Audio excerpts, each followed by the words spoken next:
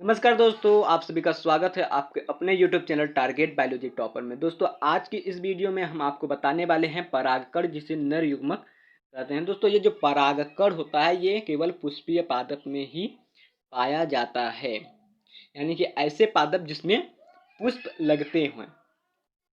तो अलग अलग पादपों के परागकणों की रूप, रंग, आकार, लंबाई सब कुछ अलग अलग होती है। जैसे कि आप नीचे चार पुष्प देख रहे हैं, तो इन चारों पुष्प की जो रूप है, आकार है, लंबाई है परागकण की, वो सब कुछ अलग अलग होंगी। सामान्य रूप से देखें तो जो परागकण होता है वो गोलाकार होता है। ठीक है, सामान्य रूप से जब देखें सभी पुष्पों में तो जो परागकण होता है वो गोलाकार होता है। परागकण की लंबाई 20 से 25 माइक्रोमीटर होती है। लगभग सभी पुष्पों में 20 से 25 माइक्रोमीटर के बीच ही परागकण की लंबाई होगी, उससे अधिक नहीं हो सकती है। चलिए अब हम आपको परागकण की चित्र दिखा देते हैं।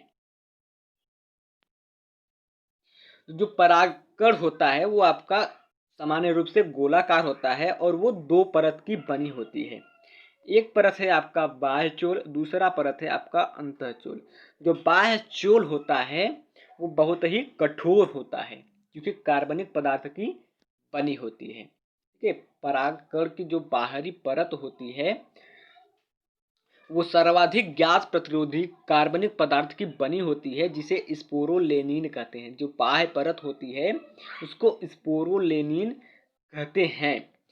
इसका जैविक एवं रासायनिक अपघटन नहीं हो सकता, यानी कि जितने भी रासायनिक अभिक्रिया है, जैविक अभिक्रिया है, उससे इस बाह्य परत को, बाह्य चोल को तोड़ा नहीं जा सकता है। इस पर उच्च ताप, सुदृढ़ अम्लों क्षारों की कोई क्रिया नहीं होती। जो अम्ल और क्षार है उसकी भी कोई प्रभाव इस बाह्य चोल पर नहीं पड़ती है। यही यह किसी भी ज्ञात एंजाइम द्वारा निलंबीकृत नहीं होता है। जितने भी एंजाइम अभी तक ज्ञात किए गए हैं उनके द्वारा ये बाह्य चोल जो होता है वो तोड़ा नहीं जा सकता। यही कारण है जो परागकण लंबे समय तक जीवाश्म के रूप में संरक्षित रहते हैं। बाह्य चोल के ही कारण जो परागकण होते हैं वो लंबे समय तक सुरक्षित रहते हैं। यह बाह्य चोल में एक स्थान पर स्पोरोलेनिन नहीं पाया जाता है, जिसे जनन छिद्र कहते हैं।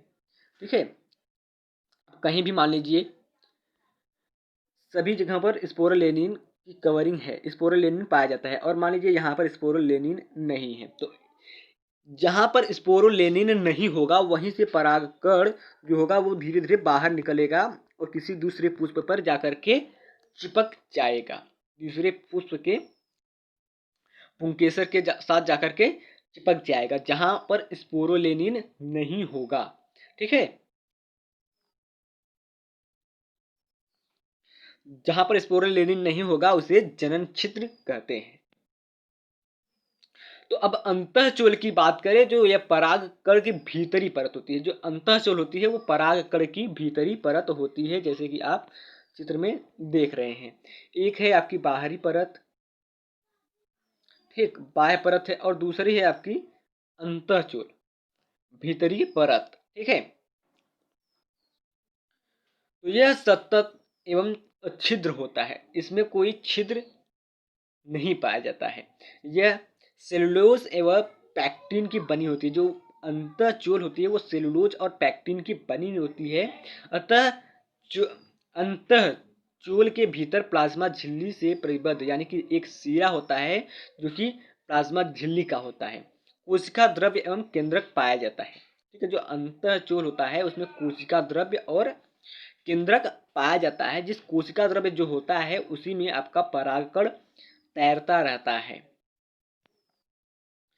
तो परागकण में समसूत्री विभाजन होता है। जो परागकण होता है उसमें समसूत्री विभाजन होता है। देखिए, मान लीजिए आपका कोई एक परागकण है, इसमें समसूत्री विभाजन हुआ तो 2 सेल बने, फिर से समसूत्री विभाजन हुआ तो 4 सेल बन करके तैयार हो जाएंगे। इसमें 2 बार केवल समसूत्री विभाजन होगा। ठीक है, इसमें 2 कोशिकाएं बनती है। परागकण में समसूत्री विभाजन होता है और इसमें 2 कोशिकाएं बनती है, कायिक कोशिका और जनन कोशिका। ठीक है, एक कायिक कोशिका होगी और एक जनन कोशिका होगी। जैसे कि आप यहाँ पर 2 चित्र देख रहे हैं। एक आपका है यंग पॉलन ग्रेन, यानी कि जो आपका नवजात परागकण है, और दूसरे है आपका मेच्योर पॉलन ग्रेन, जो कि पूरे रूप से परागकण बन करके तैयार हो गया है। और उसी परागकण में आपका पाया जाएगा कायिक कोशिका और जनन कोशिका। चलिए हम आपको कायिक कोशिका और जनन कोशिका दोनों आपको चित्र में दिखा देते हैं।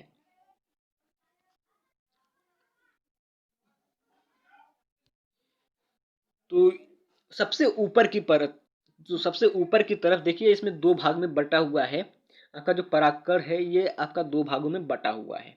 एक ये है आपका ऊपर तरफ और दूसरा नीचे की तरफ। तो सबसे पहले हम आपको वेजिटेटिव सेल यानी कि कायिक कोशिका के बारे में बता देते हैं। तो जो सबसे ऊपर की तरफ एक कोशिका दिखाई दे रही है वो आपका है वेजिटेटिव सेल, कायिक कोशिका। और नीचे की तरफ जो आप सेल दिखाई दे रही है यही सेल आपका है जनरेटिव सेल, जो कि जनन सेल कहलाता है। और इसी जनरेटिव सेल से ही परागकण जो होता है, यही जनरेटिव सेल परागकण जो होता है वो आपका परागण में भाग लेता है। इसमें आप देखिए यहाँ पर एक जर्मपोर दिखाई दे रहा है।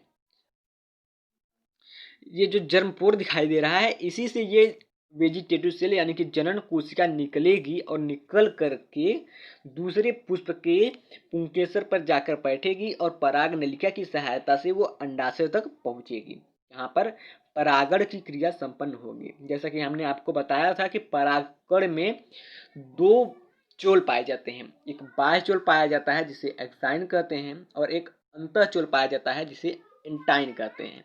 जो आपका बाह्य चोल होता है वो कार्बनिक पदार्थ का बना होता है, ठीक है। और जो आपका अंतःचोल होता है वो आपका पेक्टिन और सेलुलोज का बना होता है। अधिकांश 60% आवृतबीजी पादपों में परागकण का इसी 2 कोशिकीय अवस्था में ही स्फुटन होता है। जो आवृतबीजी पादप होते हैं उसमें परागकण की जो 2 कोशिका होती हैं, वेजिटेटिव सेल और जनरेटिव सेल यानी कि कायिक कोशिका और जनन कोशिका जो होती है, इसी से ही स्फुटन होता है। शेष बचे 40% आवृतबीजी पादपों में जनन कोशिकाएं 2 नर युग्मक बनाती है। जो जनन कोशिका होती है वो आपका 2 नर युग्मक बनाती है। इस प्रकार 3 कोशिकीय नर युग्मकों उद्भिद का निर्माण होता है। अब परागकण की महत्व के बारे में जान लेते हैं। जो परागकण होता है इसकी बहुत ही महत्व है हमारे और आपके जीवन में। तो आहार संपूरक यानी कि जो हम खाना खाते हैं उसमें संपूरक का काम करता है। जो परागकणों को टैबलेट व सिरप के रूप में खिलाड़ियों द्वारा अपनी कार्यक्षमता में वृद्धि हेतु प्रयोग किया जाता है, ठीक है। जो परागकण का सिरप और टैबलेट बनता है वो जो धावक होते हैं, रेसलर होते हैं, ओलंपिक चैंपियंस होते हैं, उसमें जो ये परागकण के जो बने हुए टैबलेट और सिरप खाते हैं तो उनके शरीर में एनर्जी सी आ जाती है जिसमें उनको थकान महसूस नहीं होता है। अब पराग एलर्जी के बारे में बात करें तो कुछ पादपों के परागकण एलर्जी एवं श्वसन विकार यानी कि धना श्वसन सेद उत्पन्न करते हैं, जैसा कि पार्थेनोनिगम, ठीक है। ये जो पादप है, पार्थेनोनिगम का जो पुष्प है उसमें जो परागकण निकलेगा वो आपका श्वसन विकार यानी कि सांस लेने वाली रोग को उत्पन्न करता है। हम आपको बता दें जो आप परागकण है इसे आप अपने आंखों से देख सकते हैं। वो कैसे, चलिए। यदि आप गुड़हल या किसी अन्य पुष्प के परागकोश को छूते हैं तो आपके हाथों में पीले रंग का पाउडर लग जाता है, और स्लाइड पर एक बूंद पानी डालकर अंगुली में लगे पाउडर को उस स्लाइड पर लगाकर सूक्ष्मदर्शी से देखने पर परागकण की संरचना दिखाई देती है। इस प्रकार से आप स्कूल में, कॉलेज में परागकण की संरचना अपने आंखों से खुद के प्रैक्टिकल करके देख सकते हैं। आई होप दोस्तों आज का वीडियो आपको पसंद आया होगा। तो दोस्तों वीडियो अगर आपको पसंद आया हो तो प्लीज़ लाइक कीजिए, चैनल को सब्सक्राइब कीजिए, अपने दोस्तों के साथ शेयर कीजिए और एक बढ़िया सा कमेंट भी कीजिए आपको वीडियो कैसा लगा। दोस्तों वीडियो देखने के लिए धन्यवाद।